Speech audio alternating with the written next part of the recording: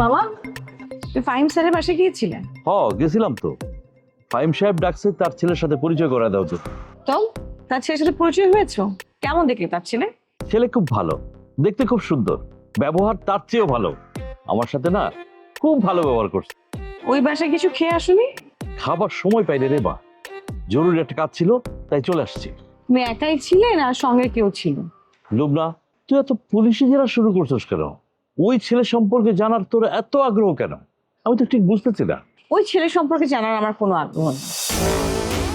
আমার জানার আগ্রহ হচ্ছে তোমার সাথে যে ছিল তার সম্বন্ধে আমি জানতে চাই। আমার সাথে কেউ যায় নাই, যদিও ফাহিম সাহেবের ড্রয়িং রুমে একজন মহিলা বসাচ্ছিল, কিন্তু তার সাথে আমার কোনো কথা হয়নি। প্লিজ মিথ্যা কথা বলবে না। তুমি যে মহিলার কথা বলছো সেই মহিলার সাথে তোমার প্রেম আছে।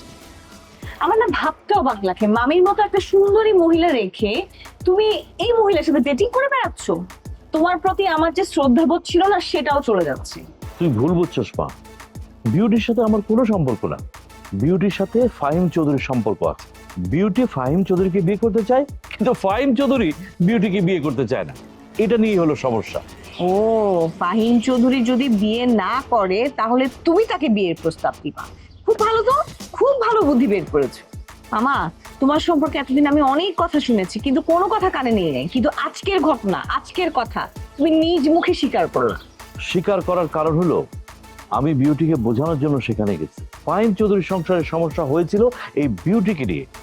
বিউটির কারণেই ফাহিম চৌধুরীর ছেলে মন্টি বিদেশে চলে যায়। অনেক কষ্টে মন্টিকে আবার ফিরিয়ে আনা হয়েছে। এখন যাতে সেই মহিলা তাকে আর হ্যারাসমেন্ট করতে না পারে, সেই কারণেই ফাহিম চৌধুরী আমাকে ডেকেছে। মারে, এই ফাহিম চৌধুরী আমার জীবনে অনেক উপকার করছে। আমি কি তার সামান্য উপকারটুকু করতে পারি না? একজনের উপকার করা এক জিনিস আর নিজে সেখানে জড়িয়ে পড়া আরেক জিনিস। মামা শোনো, আমি যতটুকু জেনেছি ওই মহিলার সাথে তোমার সম্পর্ক আছে। তোরে যে এই কথাটা বলছে ভুল বলছে। আমার সংসারে আগুন ধরানোর জন্য সে এই কথাটা বলছে। তোমার সংসারে অনেক আগে থেকেই আগুন ধরে আছে। যাই হোক, আমি চাকরিটা ছেড়ে দিয়েছি, এখন তোমার ব্যবসা আমি নতুন করে শুরু করব। দেখ রে মা, ব্যবসা করার জন্য যে ক্যাশ ক্যাপিটাল লাগে সেই ক্যাশ ক্যাপিটাল তো আমার নাই, অনেক আগেই শেষ হয়ে গেছে। তোমার কিছু করতে হবে না মা, শুধুমাত্র কয়েকটা স্টাফ নিয়োগ দিতে হবে, আর অফিস তো আছেই। অফিস থাকলেই হবে? মূলধন দিবে কে? কেন? আমার এতদিনের জমানো টাকা, সেটা কাজে লাগাবো। মামা, আমার ব্যবসা আমি নিজেই দাঁড় করাবো।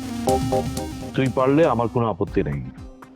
ঠিক আছে, তুমি দোয়া করো, দেখবে আমি আমারটা ঠিকই দাঁড় করিয়েছি। মামা, ব্যবসা শুরু করলে হবে না, রিস্ক আছে কিন্তু। No risk no gain, no worries.